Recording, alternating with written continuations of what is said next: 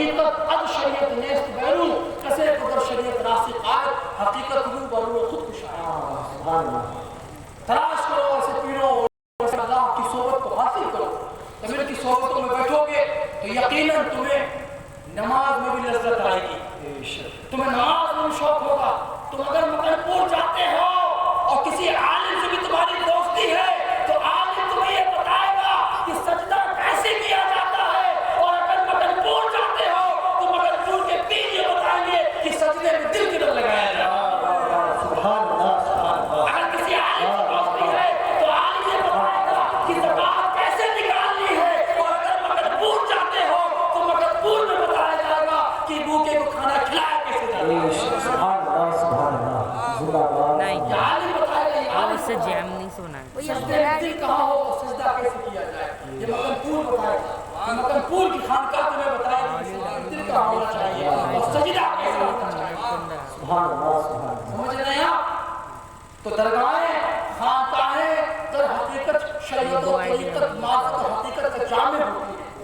وہاں سے شریعت کا پیغام دیا جاتا ہے خانقاہیت شریعت سے ہٹ کر نہیں ہے آج کے بعد مولوی علماء کرام خانقاہوں کو جذباؤں سے ہٹا کر خانقاہوں کو قال اللہ و قال رسول کی لسٹ سے ہٹا کر ایک نئے منحص پر لا کے جمع کر رہی ہے آج مکن پور شریف کی خانقاہ مکن پور شریف کی درگاہ مکن پور شریف کے علماء پوری مستعدی کے ساتھ معتبرات اہل سنت مسلمات اہل سنت عقیدہ اہل سنت کی ترویج و اشاعت کر رہے ہیں ایک اخلاق عقیدہ اہل سنت کے لیے ہم لکھتے بھی ہیں بولتے بھی ہیں اور کہتے بھی ہیں کہ صدیق صداقت کا مگر فاروق عدالت کا پیکر عثمان طلاق وجود و سفر ہے سب پہ آیا شان حیدر حیدہ حیدر وہ کیسے پایا اصحاب محمد کا رتبہ سبحان اللہ سبحان اللہ نعرہ تکبیر نعرہ رسالہ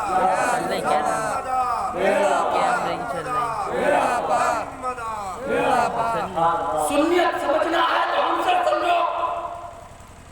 قلب کو صاف و پاک کیسے کیا جائے گا تو ہم سے سیکھو روح کی غذا کیا ہے تو ہم بتائیں گے سجدے میں دل کہاں ہو تو ہم بتائیں گے کھانا کیسے کھلایا جائے ہم بتائیں گے کیونکہ ہم شریعت و طریقت کے جامع ہیں الحمدللہ ہماری خانقاہ کچھ 100 سال پرانی خانقاہ نہیں لکھا کرو اس بات کو ہماری خانقاہ 200 سال پرانی خانقاہ نہیں 300 سال پرانی خانقاہ نہیں 400 سال پرانی خانقاہ نہیں 500 سال پرانی خانقاہ نہیں 600 سال پرانی خانقاہ نہیں ہماری خانقاہ مداریہ مکن پور شریف 1150 سال سے دین مصطفیٰ سنت مصطفیٰ کا وہ چراغ روشن کر رہی ہے کہ اس کی روشنی میں آج ہر کسون آگر دین مصطفیٰ کا سچا پکا متبع نظر آ رہا ہے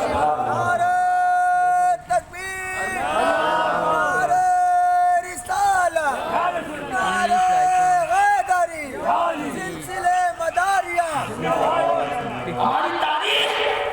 سلسلہ مداریہ کی تاریخ سلسلہ مداریہ کا اتہاس سلسلہ مداریہ کی ہسٹری 1150 سال پرانی ہے ہم ہندوستان کے سب سے پرانے خانقاہی مسلمان ہیں ہم ہندوستان کے سب سے پہلے صوفی کے ونشج ہیں ہم ہندوستان کے سب سے پہلے داعی اسلام کے ماننے والے اور چاہنے والے اگر آپ نے فقیر الاصل حضرت علامہ مفتی ظفر احمد پوری رحمۃ اللہ کی زبانی قطب المدار کی سیرت و کردار کو بہترین طریقے سے سمجھا اور تھوڑے وقت میں حضرت علامہ نے کتنے بہترین لب و لہجے کے ساتھ حضور مدر پاک کی سیرت و سرانے کو آپ کے حلق میں انڈیل دیا آج جماعت اہل سنت میں علماء کی فہرست میں ایسے نادر الوجود ایسے اولو العزم ایسے ماہر لسانیات بہت کم نظر آئیں گے جو حق کے ساتھ حقائق کا اعتراف کرتے ہوئے حقیقت کو سامنے لانے کی کوشش کرتے ہیں اللہ تعالیٰ مولانا موصوف کو لمبی عمر عطا فرمائے صحت و عافیت کے ساتھ اللہ ان کے سائے کو دراز کرے ان کو صحت و عافیت والی زندگی نصیب فرمائے کیا خوبصورت بیان کیا تھوڑے وقت میں کہ بہترین لمحے کے ساتھ مدد اللہ کا تعارف کرایا آپ بھی وقت پوچھا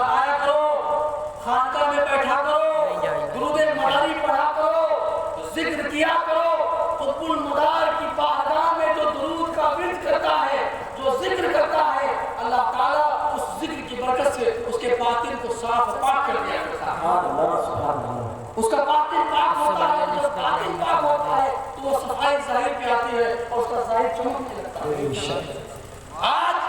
ہزاروں کی تعداد میں لوگ دعائے بشمہ کا ورد کر رہے ہیں, درود مائی کا چلہ کر رہے ہیں, سلسلے مطالعہ کے اذکار و اوراد کو پڑھ کر اپنے اندر روحانی طاقت کو جمع کر رہے ہیں. کیونکہ جب تک کوئی مرشد برحق, کوئی مرد حق آگا آپ کو سنوانے کا نہیں, آپ کو سجائے گا نہیں, آپ سجنے والے نہیں. مولانا روح فرماتے ہیں ہیچ چیزیں خود بخود چیزیں نہ شد, ہیچ آئے خود بخود تیرے نہ شد, مولوی ہر کی نشد مولائے رو تا غلام شمس تبریز. ایک تراشنے والا,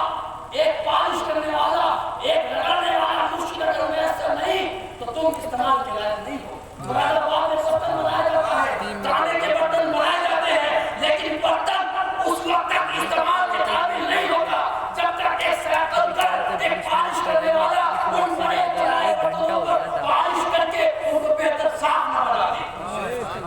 ابھی آپ ادھورے ہو, آپ کو ضرورت ہے وہ آپ کو رگڑ کے مانچ کے چمکا کے آپ کے صاحب کے باطن کو وہ چیز پڑھے نہیں بن جاتی. چیزیں خود بخود چیزیں نہ شد. مولانا فرماتے کوئی چیز پڑھے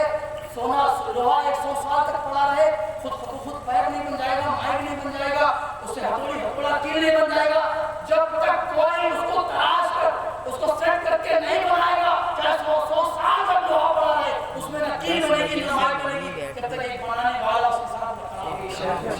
فرماتے کہ مولوی روم مولائے روم اس وقت بنا جب شاہ شمس تبریز کی صحبت نصیب ہوئی. بھائیوں, اولیاء اللہ کی محبت تمہیں مرتے وقت فائدہ پہنچائے گی. میں بڑے دلیل کے ساتھ یہ بات کہہ رہا ہوں. ایک آخری واقعہ, حضرت نجم الدین کبریٰ علامہ مفتی ظفر نوری صاحب تشریف فرما ہے. کی توجہ, امام راضی کے مرشد تھے. امام راضی کون؟ جن کی تفسیر کئی جلدوں پر مشتمل ہے. امام راضی مفسر قرآن بہت بڑے علامہ دہر ہیں, کافی کتابیں لکھی. ان کے زمانے میں بہت بڑے کتب تھے.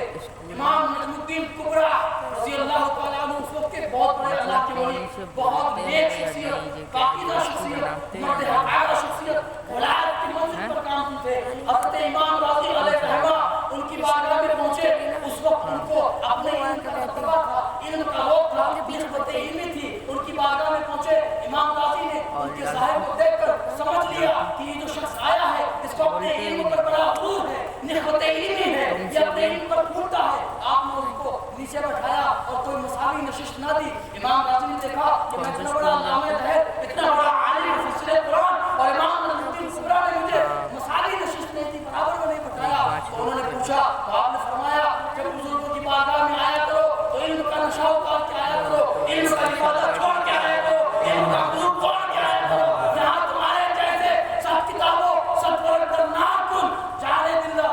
روئے دلدار امام راضی کچھ دن کے بعد نجم الدین کبریٰ کے ہاتھ پر بیعت ہو گیا, مرید ہو گئے. اور مرید ہونے کے بعد ایک وقت آیا کہ ان کی جب روح قفس عذری سے پرواز کرنے لگی, ان کی روح ان کے جسم سے جدا ہونے لگی, تو شیطان آیا امام راضی کے دائیں طرف کھڑا ہو گیا اور کہنے لگا اے امام تو بڑا مفسر عالم بڑا قابل ہے, بتا ثابت کر خدا ایک ہے, ثابت کر دلیل کہ خدا ایک ہے. امام راضی وقت کے امام مفسر قرآن بڑے عالم انہوں نے خدا کے ایک ہونے پر دلیل قائم کی. شیطان ان سے بڑا عالم مولم الملکوت, اس نے امام راضی کی دلیل قائم کی. دوسری دلیل دی خدا کے ایک ہونے پر, دوسری دلیل قائم کی, حتیٰ کہ 100 دلیلیں قائم کی, 100 کاٹ دی, 200 دی, 200 کاٹ دی, 300 دلیلیں خدا کے ایک وحدانیت پر دی. شیطان نے 300 دلیلیں کاٹ دی. حضرت امام راضی پریشان, کشمکش میں, تشویش میں, اب کیا ہوگا, خدا کو ایک کیسے ثابت کرے. آپ کے پیر و مرشد بغداد کے مسجد میں وضو فرما رہے تھے, وضو کر رہے تھے. انہوں نے دیکھا کہ ان کا مرید بڑی تشویش میں ہے, پریشانی میں ہے, شیطان کا غلبہ ہے, وہ ان کی دلیلیں کاٹ رہا ہے. امام راضی نے ایک چلو پانی لیا اور ہاتھ میں بھر کے امام راضی کی طرف پھینکا اور کہا راضی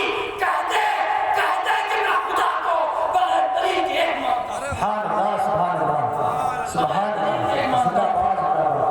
جب راضی نے کہا اپنا لیپ ٹاپ پہ لکھے ہیں یہ پیر کا فائدہ ہے ہونے کا پیر بناؤ جان کر پانی پیو چھان کر کسی بدعقیدے کو پیر مت بنانا اسے پیر بنانا تو صدیق اکبر کو اوپر چھوڑ دے